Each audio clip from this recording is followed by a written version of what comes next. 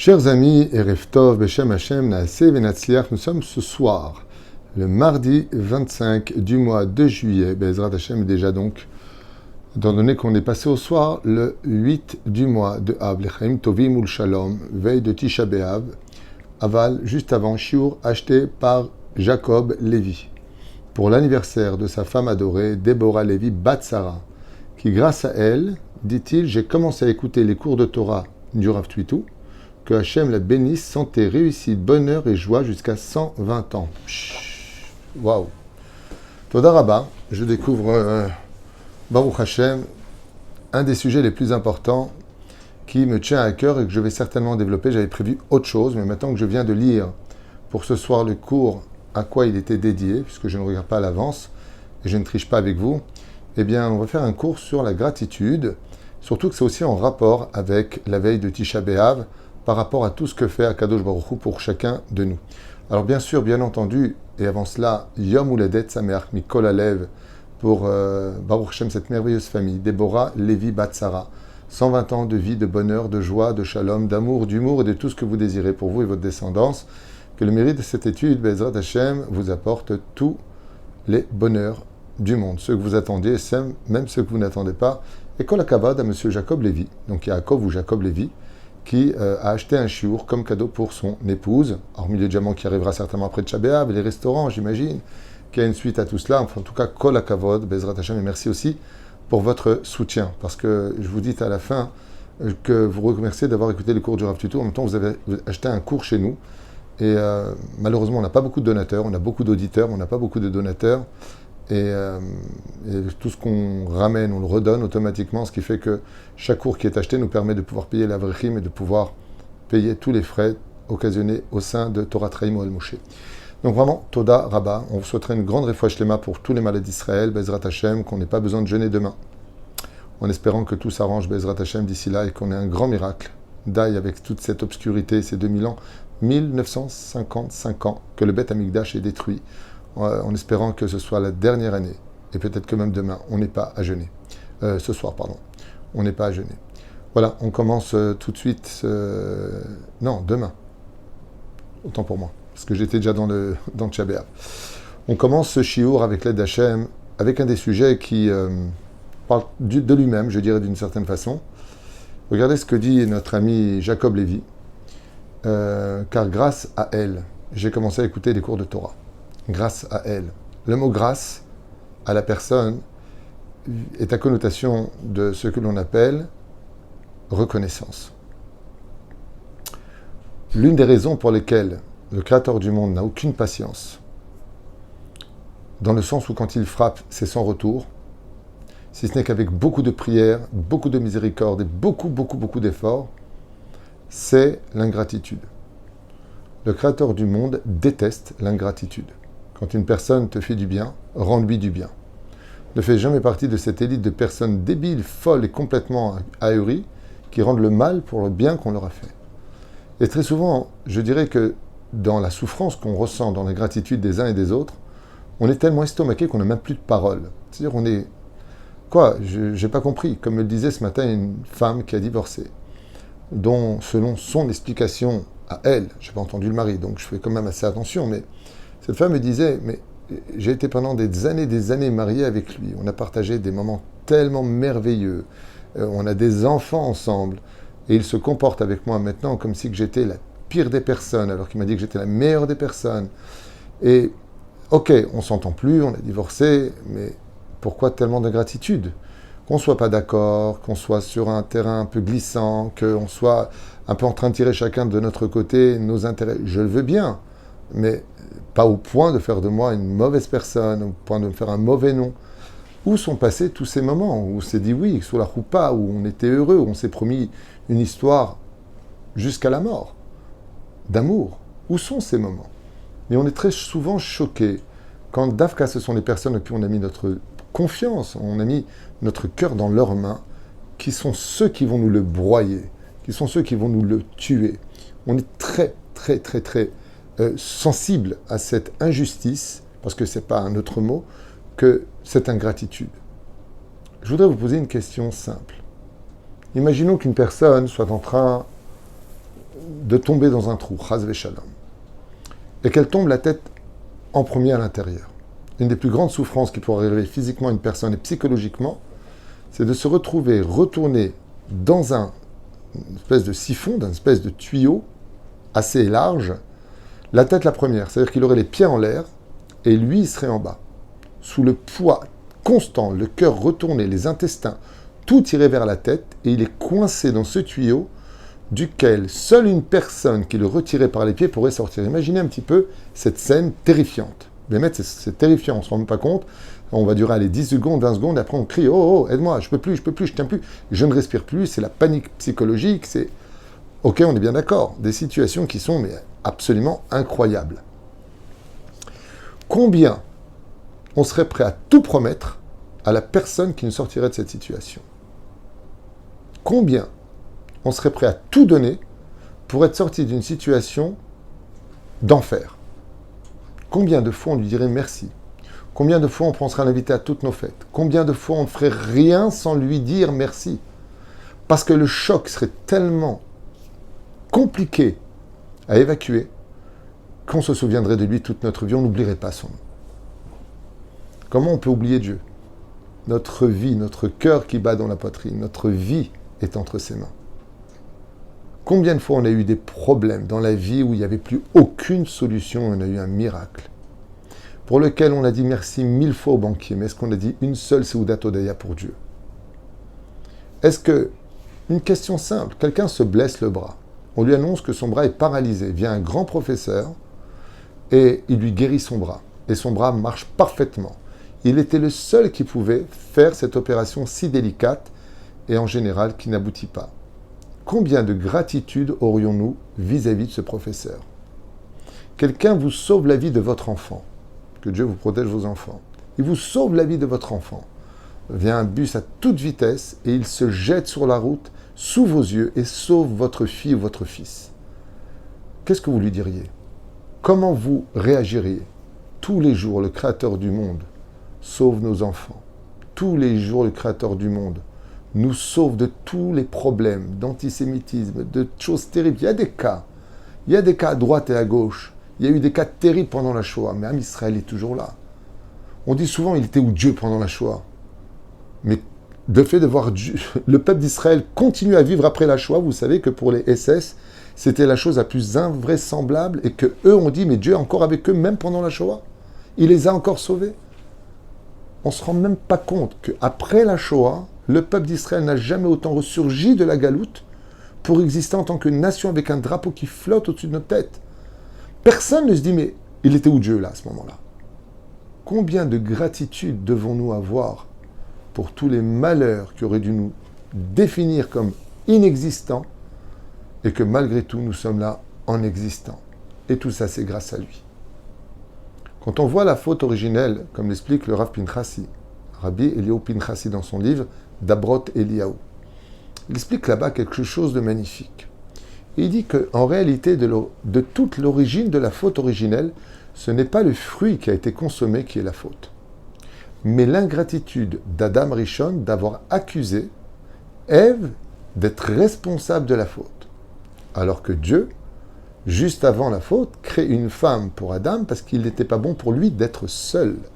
Donc, la femme, une épouse, est symbole de gratitude. Dieu ne voulait pas que tu restes seul, il t'a enjoint une femme. C'est parce qu'il a accusé, au lieu d'avoir de la gratitude, que la faute a été prononcée. Ce qui fait que l'origine de toutes nos fautes, quand on parle du mal d'une autre personne, quand on vole une personne, quand on se comporte mal, quand on n'a pas assez bien remercié. Prenons le cas du roi Shaoul. Le roi David va énormément souffrir toute sa vie. Rabbi Yehuda Tzadka rapporte une tonne de commentaires sur le fait que le roi David a été violemment puni par Dieu. Pourquoi? Parce que le Hesped, l'oraison funèbre qu'il n'aurait pas dit sur le roi Shaoul, qui était son ennemi en plus, n'était pas digne de la grandeur et de la piété du roi Shaoul. Le roi David sera puni. Mais moi, j'aurais été le roi David, j'aurais même pas fait de Hesped. J'aurais rien dit sur lui. Pourquoi? Mais il a voulu te tuer, il t'a poursuivi, il t'a pourri ta vie pendant 2 années. Pendant 2 ans, il t'a pourri ta vie, le roi Shaoul. Pourquoi tu dirais que... Oui, mais malgré tout, il était le roi d'Israël. Il a fait des guerres pour que tu vives en sécurité. Il a été là pour toi. Il était un homme pieux, un homme qui respectait Dieu. Comment se fait-il que tu ne lui donnes pas le respect qui lui est dû? Et pourtant, le roi David avait eu des raisons de ne pas lui faire une oraison funèbre digne de son rang, parce qu'il lui a fait du mal à lui. Le problème qu'on a vient répondre exactement dans cette même erreur. Le problème qu'on a dans la gratitude, c'est qu'on en aurait eu pour l'autre s'il n'y aurait pas eu la moindre défaillance, le moindre pic. Mais qu'est-ce qu'on va faire? On va très souvent s'arrêter sur un pic qui nous aura été fait face à un horizon de bonheur qui nous a été donné. Et à cause de cela, eh bien malheureusement, les malheurs tapent à nos portes. L'une des raisons pour laquelle le Beth Amikdash essentiellement été détruit, alors vous allez me dire pour le premier temple, idolâtrie, meurtre, inceste. Deuxième temple, haine gratuite, lachon hara. On a parlé du mal des uns et des autres, on ne s'aimait pas. On n'a pas assez étudié la Torah, les Chachamim ne faisaient pas des remontrances. Beaucoup de raisons ont été rapportées dans Maseret Gittin, comme ça, bar comme ça, cet élève avec ce rave qui voulait lui prendre sa femme, et qui pourtant s'est joué de la halacha. Il y a tellement de raisons qui ont été données. Mais si on vérifie toutes les raisons initiales, oui, eh bien on y trouve toujours le même problème, l'ingratitude. L'ingratitude. Dieu réside parmi nous. Comme ça, tu l'accueilles. Dieu nous fait une maison au sein du peuple d'Israël que toutes les nations ont voulu voler, que toutes les nations nous ont jalousé. Le Beth Amikdash, la maison blanche, comme c'est marqué dans Shir HaShirim, la maison blanche, celle qui aurait dû diriger le monde. Pourquoi Dieu l'a-t-il détruit? Qu'est-ce qu'on a lu récemment dans Shabbat Chazon Ishayahu, Ben Amos? Qu'est-ce qu'on a lu? Je vous ai donné un Beth Amikdash, j'en ai marre de vos sacrifices, j'en ai marre de vos Shabbatot et Yamim Tovim, la façon dont vous les faites. C'est pas que Dieu en a marre du Shabbat, Chaz Shalom, malheur à celui qui n'est pas Shomer Shabbat dans la Torah. C'est pas ça le problème. C'est l'ingratitude avec laquelle on se conduit dans la gratitude qu'on aurait dû avoir. Shabbat est un cadeau, ce n'est pas une plaie. Le Shabbat est un cadeau. Que vous, entre vous, vous le rendez une plaie parce que vous vous prenez la tête, vous vous insultez, vous vous piquez, vous, c'est votre problème. Et Dieu lui-même, il n'est pas d'accord avec ça. C'est comme si je te donne une très bonne voiture pour voyager, toi, qu'est-ce que tu fais avec? Tu l'emmènes dans la boue, tu fais un safari alors que c'est une voiture uniquement pour la route. Que toi, tu emmènes ta destinée de la gratitude que Dieu t'a donnée dans les mondes périlleux, alors ne te donne pas des résultats. Et c'est ce qu'on dit dans cette Haftarah que nous avons lu le Shabbat de Devarim. Dieu dit, mais je vous ai tout donné, regardez ce que vous en avez fait. Nig'al nafshi, qui vous a demandé de venir à la synagogue pour en faire un bête café, une jambe sur l'eau, discuter? C'est pas ça le but. La maison d'Hachem, c'est pour rencontrer Hachem, c'est de l'ingratitude. C'est comme si que je te présente le président du pays, et au lieu de lui parler, tu prends ton portable, tu regardes droit dans les yeux et tu parles avec quelqu'un. Mais attends, il n'a pas que ça à faire. Tu sais quoi? J'accueille cette personne, je lui donne un rendez-vous, et lui, il passe son temps au téléphone à parler à quelqu'un d'autre en me regardant dans les yeux, sans aucune retenue. C'est de l'ingratitude. Et très souvent, je veux dire franchement, prenons le cas de cette merveilleuse personne qui fête l'anniversaire de sa femme. Que Dieu le bénisse, lui et son épouse. Bezrat Hashem, M. Lévi Ayakar. Vous savez, j'aimerais vous dire quelque chose que tout le monde sait. Quand on oublie de fêter un anniversaire, quand on oublie d'apporter un présent, quand on ne rappelle pas, comment on savait le faire avant? Avant, on était invité à un Shabbat, ok? On partait, on se disait au revoir. Le lendemain, on recevait un message ou un coup de téléphone. À l'époque, il n'y avait pas de WhatsApp. Je voulais une fois de plus vous remercier pour ce bon Shabbat, pour ce bel accueil, Toda Rabba. Je vous pose une question. Sur 24 heures, vous avez été reçu de façon élogieuse chez un ami ou la famille. Vous constaterez que s'il y a eu un seul truc qui n'allait pas, la seule chose qu'on va le plus retenir, je dis bien le plus, pas que retenir, mais le plus retenir, c'est cette réflexion qui aurait été faite à table. C'est pareil dans les couples. Si on a vécu des moments merveilleux, mais qu'il y a eu un truc qui n'aille pas, et vous savez pourquoi on est si minutieux sur le petit détail qui n'allait pas? Vous savez pourquoi? Parce qu'il a manqué ici de gratitude. Parce qu'il s'est mêlé. Parce que. Le Rotav et Rabotai. Vous voyez que quand quelqu'un vous manque de gratitude, vous l'avez invité, mais il ne vous invite pas. Vous l'avez appelé quand il était malade, mais il ne vous a pas appelé quand vous étiez malade.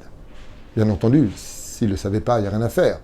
Mais si vous savez qu'il le savait, vous allez réagir de façon dégoûtée sur lui. Il ne m'intéresse plus. Une espèce de déception. Combien on doit se remettre en question sur les déceptions qu'on crée vis-à-vis de la Torah? La Torah est un cadeau. Comme le dit le Maguide de Mezrich. La Torah, elle est comme la princesse, la fille de Dieu. Et il l'a donnée à son Khatan, Am Israël. Combien on doit remercier la Torah?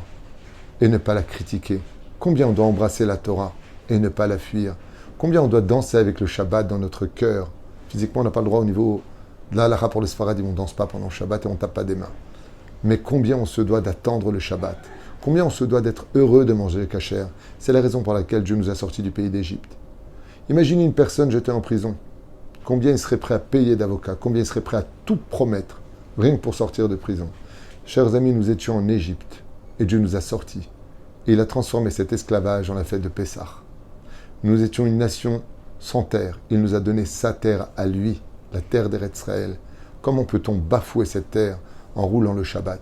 Comment peut-on bafouer cette terre en voulant nous conduire comme les nations du monde? Si on réfléchit bien à tout cela et qu'on fait un récapitulatif de toute notre vie personnelle, vous constaterez que ce qu'il va définir le plus particulièrement un vrai ami, c'est sa gratitude. Quand on vit avec de la gratitude vis-à-vis d'une belle fille face à ses beaux-parents, c'est vrai que peut-être que tes beaux-parents ne sont pas waouh, mais si tu es marié avec elle, tu le lui dois. Pourquoi tu l'as oublié? Je ne parle pas une fois de plus des parents vraiment toxiques ou à grand niveau de pathologie où il n'y a rien à faire. Ça, faut fuir, en malasot. Sans manquer de respect, mais en malasot. Mais si on parle de parents qui, bon, t'es maladroit, nous, azma, chaber otam, taseh shalom, sheyetov. Ce sont des parents qui ne sont pas problématiques au point de vouloir se séparer. Alors, faire une question de il faut poser la question à un rave, qu'est-ce qu'on fait dans ce cas-là?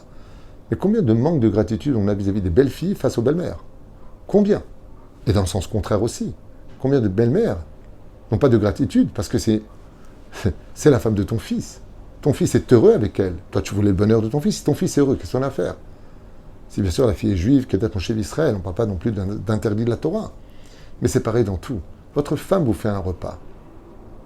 Merci. C'est pas comme ça que ça se passe. Parce que ce plat que tu vas manger en 5 minutes, elle, ça lui a coûté peut-être 1 heure pour le faire. Le temps d'acheter les légumes, de les éplucher, de les faire cuire, de mettre la table, de débarrasser la table. Elle est là pour te servir. Elle est là pour toi. Combien toi tu vas être là pour elle? Sur 1 heure d'effort pour un plat qui se mange en 5 minutes, combien de temps tu vas prendre toi de gratitude pour elle? Une fraction de seconde. Merci. Alors quoi? Je vais lui raconter ma vie à chaque fois qu'elle fait un plat? Et pourquoi pas? Et pourquoi pas lui dire Mamash Toda Rabba? Waouh, c'est mieux que le restaurant. Tu sais comment ça touche une personne? Le lendemain, elle te fait encore mieux que mieux. Parce qu'en réalité, homme comme femme, quand on reçoit de la gratitude, comme ce cours qui a été acheté pour l'anniversaire de son épouse, pour la remercier de tout le bonheur qu'elle lui apporte, aussi bien matériellement que spirituellement. Elle est là pour lui quand il a des besoins. Il a besoin d'elle, aussi bien physiquement que dans la vie, de tous les jours. Combien on est heureux quand on a su donner, de recevoir en retour. Le monde a été fait pour cela. La Torah le dit. Venatenu, vous donnerez. Quand tu l'écris en hébreu, venatenu. Tu le lis aussi à l'envers, venatenu. Pour te dire que quand quelqu'un donne, si tu veux qu'il continue à donner toute sa vie, il faut savoir aussi donner de ton côté. Et donner, c'est de la gratitude. C'est une grandeur d'âme exceptionnelle d'avoir de la gratitude. Mon Rav, un jour, je lui ai posé la question à Rabbi Moshe Ederi Zatzal, et je lui ai dit, Kvod Rav, pour les fêtes, qu'est-ce que vous faites avec votre femme? Comment ça se passe? Il me dit, à Pessah, Shavuot et Sukkot, ma femme reçoit toujours un très grand cadeau, parce qu'elle me prépare un grand repas. Je dis, quoi, tout le temps?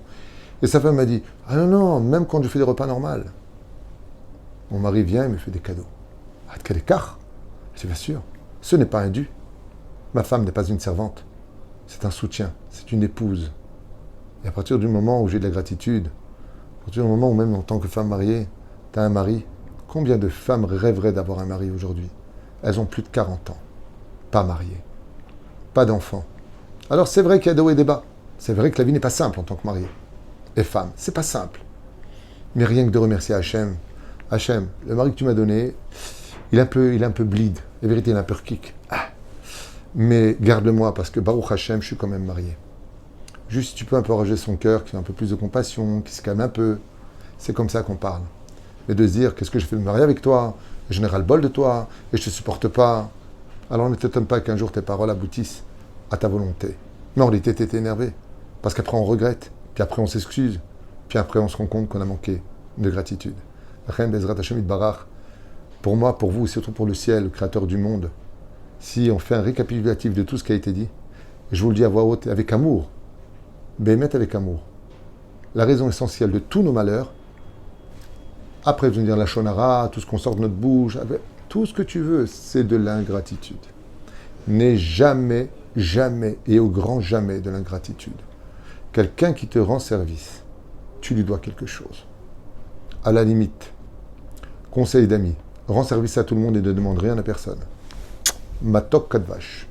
Il n'y a pas mieux que ça au monde. Mieux vaut manger des carottes que d'être dépendant de quelqu'un. Parce que s'il t'a aidé, après tu le lui dois. Vous savez, dans la politique, juste avant les élections, ils savent tous venir vous voir. Je suis là pour toi, je vais te donner, je vais t'apporter, patati, que le blablabla. Bla bla bla. Si t'as pas de hirat shamaïm, quand tu parles, il faut tout faire pour y arriver. Il ne faut pas oublier. Ces gens à qui tu as su taper à la porte, messieurs les dirigeants, allez, votez pour moi. Quand ils viendront taper à ta porte, toi aussi ouvre ton cœur, ouvre tes oreilles et ouvre ta porte. Ouvre-la cette porte. Parce que si aujourd'hui tu es au pouvoir, c'est parce qu'on était là pour toi. Et c'est ce que je regrette le plus. Quand on voit au gouvernement, de gouvernement en gouvernement, je ne parle pas de celui qui est actuellement au pouvoir, je parle de tous les gouvernements, je parle de tous les maires de toutes les villes, je parle de toutes les personnes qui ont été élues par les gens qui ils ont donné leur confiance. Si tu es là-haut, c'est pas grâce à toi, c'est grâce à eux. Pourquoi tu nous oublies? Pourquoi ta porte est toujours fermée? Cette ingratitude te fera perdre ta place. À partir du moment où le cœur de l'homme n'est pas ouvert, ne t'étonne pas d'un cœur de pierre quand tu viendras taper à la leur. Le monde est fait d'un miroir. Quand on a de la gratitude, quand on a du remerciement, quand on dit « Ah, toi, tu m'as un jour rendu service, je serai là pour toi. Je ne t'oublierai pas. » Alors on aura le mérite de Moshe Rabbeinu. Et je finirai juste avec ça, chers amis. La raison pour laquelle Moshe a été vraiment choisi par Dieu, c'est ses qualités. Et sa plus grande qualité, on l'a vu, quand il a dû frapper le Nil. Je ne frappe pas le Nil. Pourquoi? Le Nil m'a transporté quand j'étais bébé. Ok. Ah, je ne frappe pas la terre. Tu dis pourquoi? Parce qu'elle a enterré l'Égyptien quand je l'ai tué. Ok. Ah, je ne pars pas me battre contre Midian. Pourquoi? J'ai mangé du pain à Midian. On ne jette pas une pierre dans un puits qui nous a donné de l'eau. Parce qu'il a eu toutes ces qualités, Moshe Rabbeinu alav shalom, a son nom qui brille sur le lèvre de toute l'humanité, que ce soit les musulmans, les chrétiens, les juifs, les Lef el Favdalim. Eux, ils l'appellent Moussa, les autres l'appellent Moïse, nous l'appellent Moshe. Mais pourquoi tout le monde le retient, cet homme-là? Alors qu'il était juif, Lévi, qu'il a donné la Torah d'Israël, et pas les autres religions. Parce qu'il avait une chose symbolique, pour laquelle la société ne pourra jamais fonctionner, s'il n'y a pas de gratitude. Moshe est un homme symbolique de gratitude. Celui qui veut laisser son nom dans ce monde, celui qui veut avoir un bon nom, celui qui veut éviter des malheurs. Alors n'oublie jamais ceux qui t'ont prêté, ceux qui ont été là pour toi, ceux qui t'ont soutenu, ceux qui t'ont épousé pour te faire grandir. Donne-leur beaucoup plus que ce que tu leur dois, pour que eux, au jour prochain, se sentent aussi redevables de toi. Savoir donner est la meilleure façon de prendre. Kol Tov, Mazel Tov, bonheur ve'atzlacha pour cette belle soirée, en espérant que cette soirée soit encore plus belle demain pour qu'on monte tous au Beth Amikdash. Ce qui paraît, le Beth Amikdash doit descendre du ciel. Qui vivra verra. Il y en a qui disent, Mahloket Tosfot, est-ce qu'on va le construire? Est-ce qu'il va descendre du ciel? Mais avant d'arriver à le faire descendre dans ce bas monde, il ratsonne que déjà notre cœur s'ouvre, un cœur de pierre qui devient un cœur de chair pour laisser Akadosh Baruch Hu dans notre cœur. Et je vous le répète une dernière fois, n'oubliez jamais que si vous voyez, c'est grâce à Dieu. Si vous sentez, c'est grâce à Dieu. Si vous parlez, c'est grâce à Dieu. Si vous avez des mains qui fonctionnent, c'est grâce à Dieu. C'est grâce à Dieu. Alors mettez-les aussi au service de Dieu, au moins quelques heures par jour. Et le reste, utilisez-les pour vous. Il n'y a pas de problème. On a le droit de faire du tennis. On a le droit de vivre sa vie. On a le droit de se donner les moyens d'être heureux. Mais on n'a pas le droit, sous prétexte que j'ai mieux à faire, d'oublier à qui je dois tout cela. Votre vie appartient à Dieu. Alors accordez un peu de temps de votre vie au Créateur du monde.